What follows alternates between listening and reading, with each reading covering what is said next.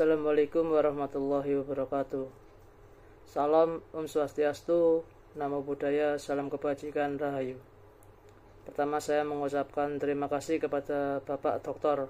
Frans Simangunsong SHMH selaku dosen pengajar mata kuliah Kriminologi kelas C. Perkenalkan, nama saya Muhammad Iqbal Rahmatullah dengan NIM 131-2002.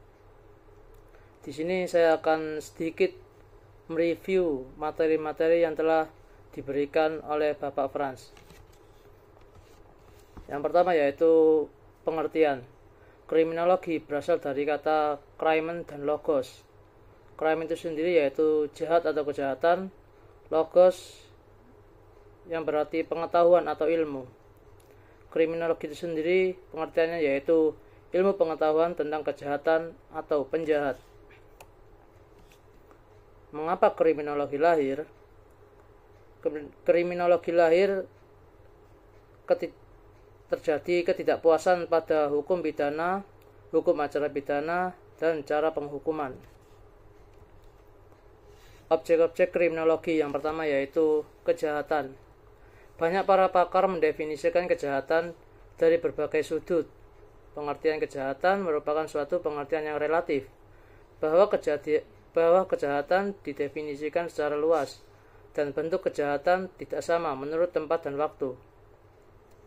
Kriminologi dituntut sebagai salah satu bidang ilmu yang bisa memberikan sumbangan pemikiran terhadap kebijakan hukum pidana.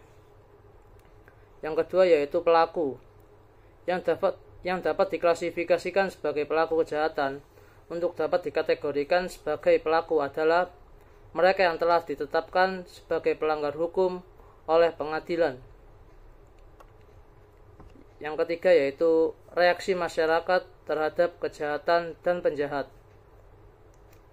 Studi tentang reaksi masyarakat terhadap kejahatan dan penjahat dilakukan sebagai upaya untuk mengetahui dan mempelajari pandangan masyarakat tentang perbuatan yang merugikan masyarakat, baik yang telah diatur dalam perundang-undangan pidana maupun yang belum. Definisi kriminologi menurut para ahli. Menurut W.A. Bonger, ilmu pengetahuan yang bertujuan menyelidiki gejala kejahatan seluas-luasnya. Bonger membagi kriminologi menjadi dua bagian. Yang pertama yaitu kriminologi murni. Yang kedua yaitu kriminologi terapan.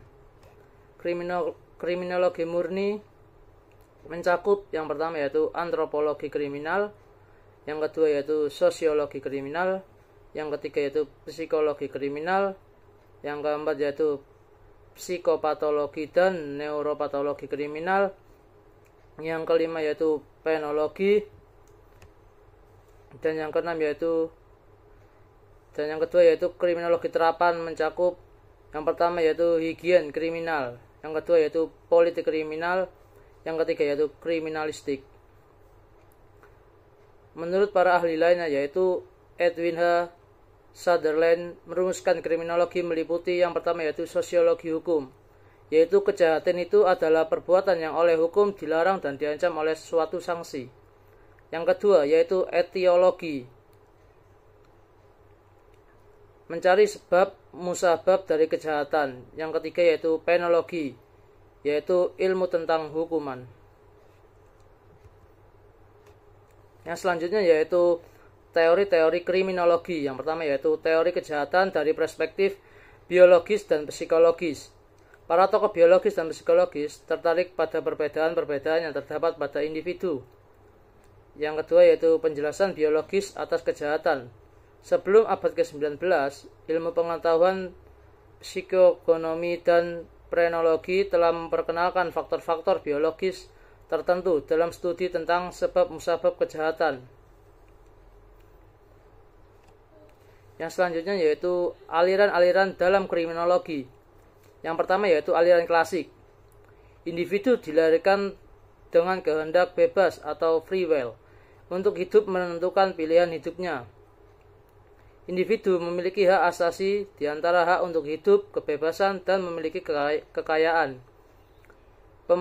Pemerintah negara dibentuk untuk melindungi hak-hak tersebut dan muncul sebagai hasil perjanjian sosial.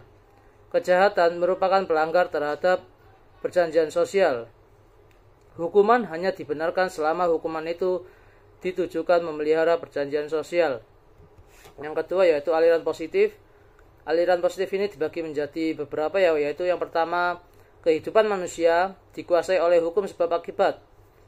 Yang kedua yaitu masalah-masalah sosial seperti kejahatan dapat diatasi dengan melakukan studi secara sistematis mengenai tingkah laku. Yang ketiga yaitu tingkah laku kriminal adalah hasil kondisi abnormalitas. Yang keempat yaitu tanda-tanda abnormalitas tersebut dapat dibandingkan dengan tanda-tanda yang moral.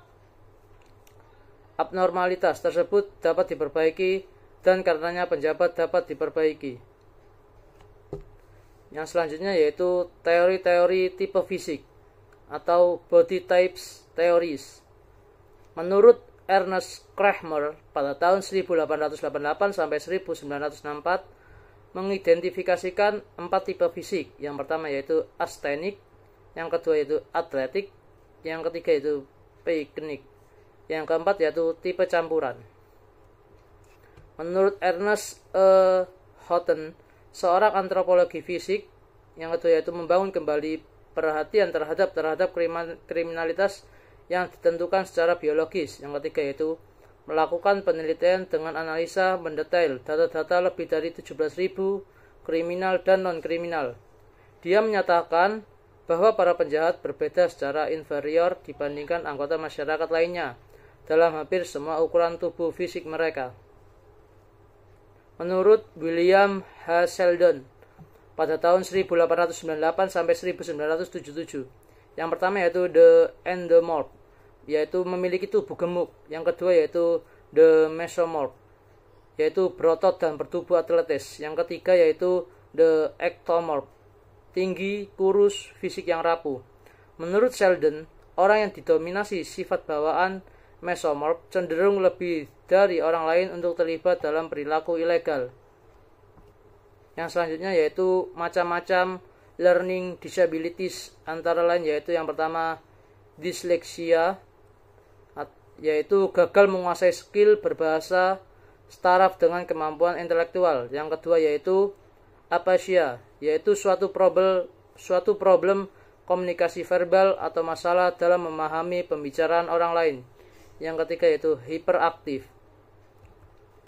Kriminalitas dan faktor genetika. Ada beberapa hasil kajian yang menghubungkan faktor-faktor genetika dengan kriminalitas, antara lain yaitu yang pertama, menurut Twin Studies, studi tentang orang-orang kembar. Untuk mengungkap apakah benar kejahatan ditentukan secara genetikal, para peneliti telah membandingkan antara identical twins dan fraternal twins.